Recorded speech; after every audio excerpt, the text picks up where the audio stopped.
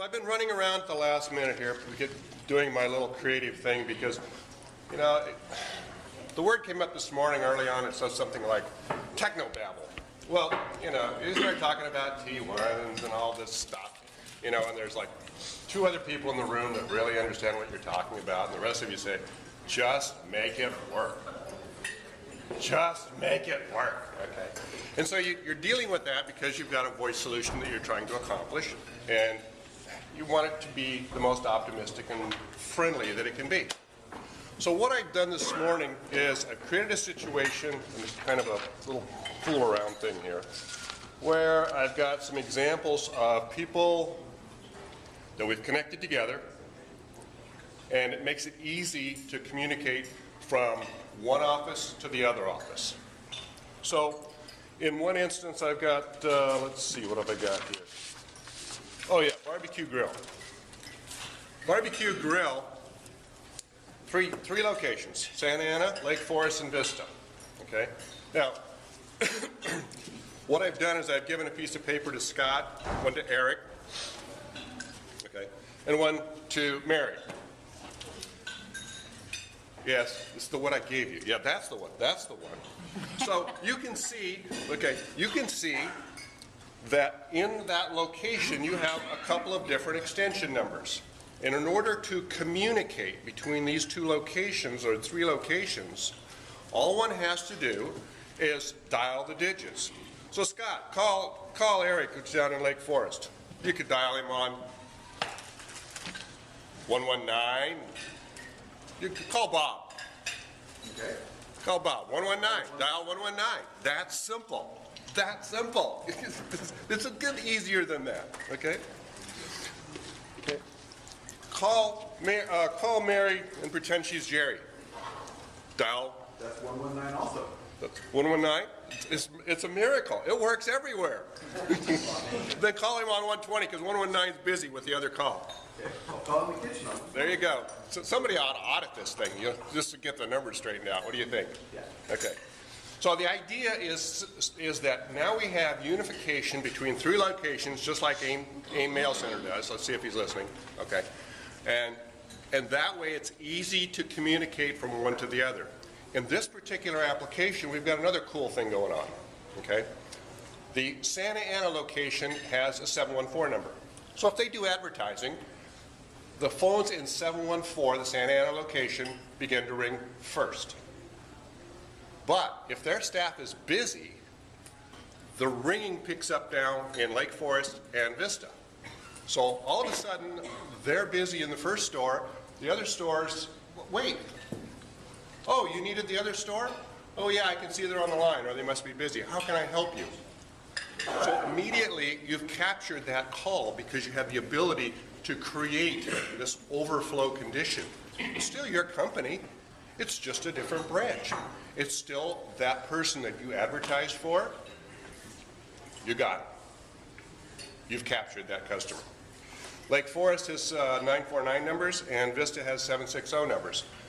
No matter which one's called, eventually they're offered to all people, which means that all of them have the ability to help your customer. Okay. I have another scenario where I have a law firm. Let's see who's playing. Where did my numbers go? Oh, Sean, I put something in front of you while you were busy. Yeah. Okay.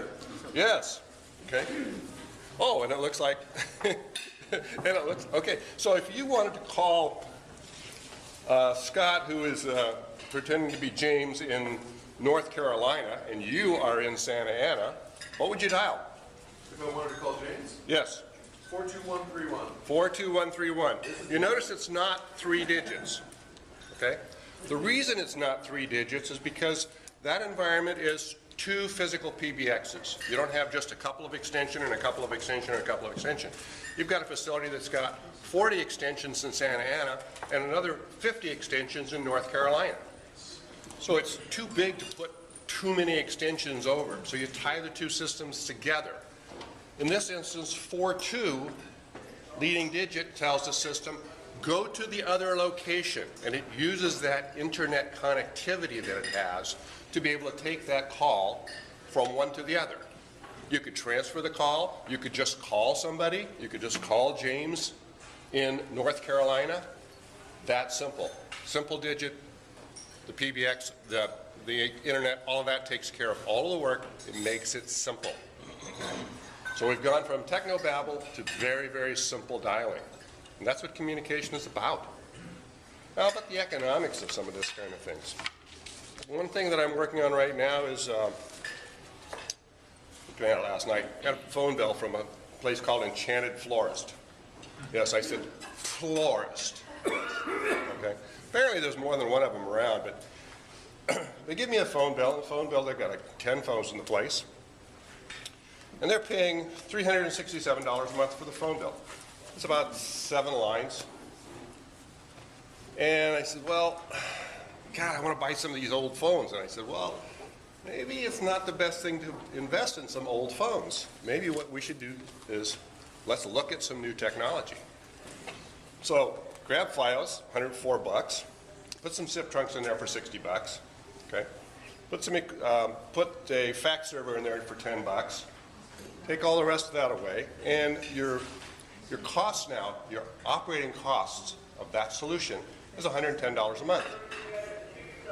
Well, 110 against 367, gosh, there's a little bit of benefit there, isn't there? So, in order to do that, we implement $5,000 in hardware. Oh my God, $5,000 in hardware? That'd take forever. Now, a little over 2 years and you're done. Okay. Moving forward after that, you're saving that $200 a month. Not a bad thing. So technology is helping us a lot on the financial side, as well as the ability to communicate. And when we make these calls, like we talked about into North Carolina and stuff like that, what does it cost, Terry? Nothing. It's free! Oh, God, I was trying to cue him up for that. I thought it would be a lot of fun to have. It's free! So a little more interactive things going on because of that. See, it worked. Okay, questions? Yes, Jim. Yes, I can sign you up. You mentioned having different locations and tying into one call, basically. Yes. What if you want to maintain the phone number? You can do that. Phone number portability. You can always move your numbers. Sometimes I've had a dog fight or two with some providers. Telepacific, sometimes one of them was 6 months to get the numbers away from them. But eventually we got him, and he'd been up there safely at Cedar Sinai for some time now. So you could end up calling in a number and still get within the system. In your situation, I was thinking about you. In your situation, you could be really clever. Get one account. You don't even need to put, because your simple situation, one account, 2 phones at one location, extension 1001, 1002. The other location, 1003, 1004. Same game with the phone number. Phone number for your store rings on the first 2 phones first, but carries over to the second store if you don't answer, and vice versa. When you get a third store. Third store? Not a problem. It's a high-class problem. Well, how many do you want?